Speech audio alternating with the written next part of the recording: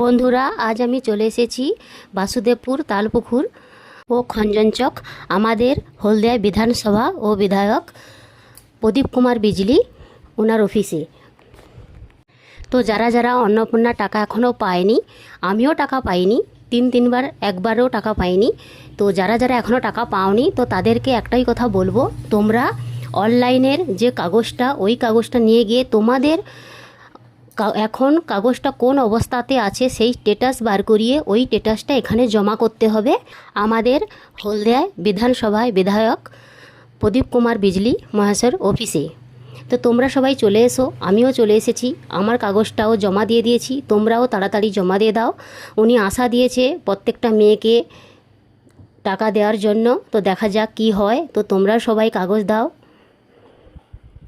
তো বারবার বলছি, অনলাইনের কাগজটা নিয়ে গিয়ে আবার অনলাইনে গিয়ে তোমাদের কোন অবস্থাতে আছে সেই স্ট্যাটাসটা বার করিয়ে জমা দেবে।